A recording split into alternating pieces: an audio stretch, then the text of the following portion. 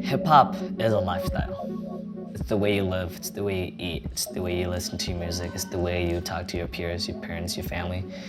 It's a positive energy, and that everything we do is for the good and the social gathering.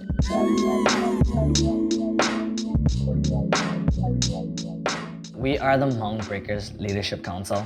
We are also known as the HBLC. HBLC's mission is to bridge the Hmong community with different modern and traditional talents by initiating opportunities with hip-hop and the arts as the platform. So we are a coalition of different artists of different genres founded by breakers. And with our work, we hope to build a community that's multi-generational and multi-diverse. We reach out to other communities by hosting events. During those times when we host these, we invite as many people, as many dancers to our events, and usually during those times, we get a variety of different people. Thanks, you guys, for coming to Little Mekong Night Market. Even though, again, HBLC is not only an organizing group, HBLC is made up of B-boys, B-girls, counselors, and they're gonna break it down for you guys, a little showcase.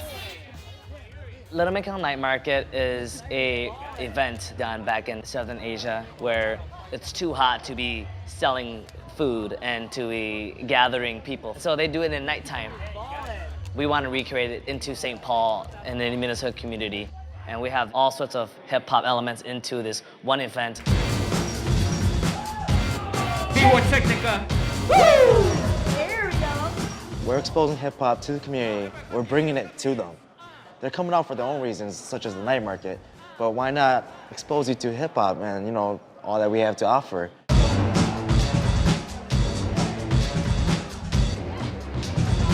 We bring a different atmosphere that maybe the Little Mekong wouldn't have had if we wasn't there. It was just something that was different, something new, something that we created, something original.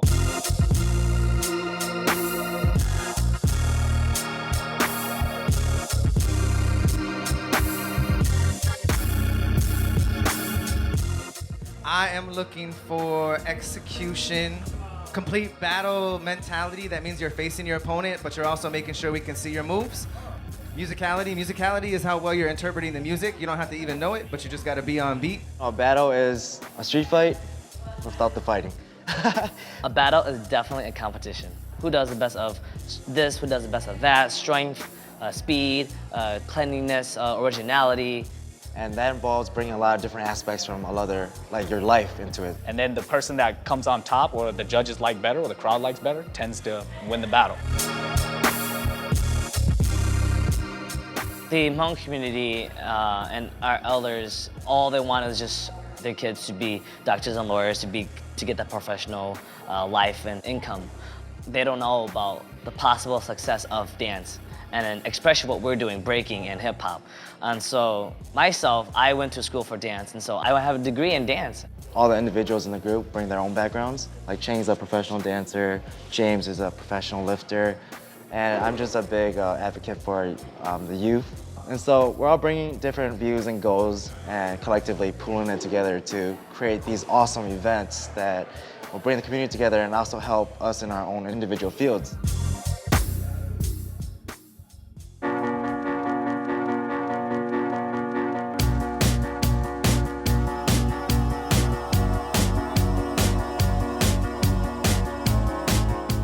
Breaking has so many moves that aren't even in a category or doesn't even have a name for it. But with the basics, there's 6 categories. There's top rocks, up rocks, get down, footwork, freezes, power moves, and then there's get-ups. The Hmong community, we also have like traditional dances and other stuff that we do. You think about dancing or in a battle, you're always starting with up rocks and stuff, but Hmong people, we have like dance moves where like our hands fold and stuff, so when you come out with that, people are just like, whoa, what is that, So I definitely like the fact that when we express what we have, that only our culture has, and we show it off in the dance floor, people are like, who are you? Where did you come from? Where did that dance style come from? And I could just be like, well, I'm Hmong, and this is what we do. In this committee, we're all actual dancers with our own experiences, and we're putting it all together to create these opportunities for other dancers to network, join, and meet us as well.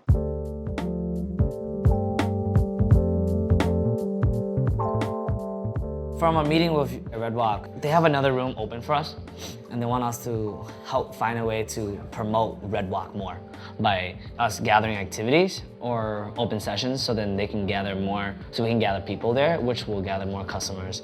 Actually, they want us to use our first kickoff as an event. We as a council, we meet weekly at the Center for Hmong Studies at Concordia University. A typical council meeting, we usually review what was last said and just looking at new opportunities that were presented to us. If we're trying to, I guess, bring as much traffic as we can for Red Walk, I think the idea would be maybe have like a little bit of everything.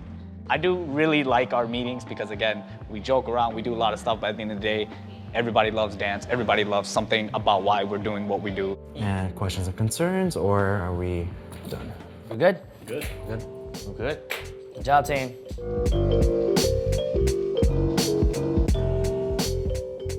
The Hmong community is such a sudden burst of population into the US, and especially in St. Paul and California, that majority of us youth found a connection with hip hop because it's really the same thing. We live in poverty, and we were trying to find a way up by speaking and telling the world who we are.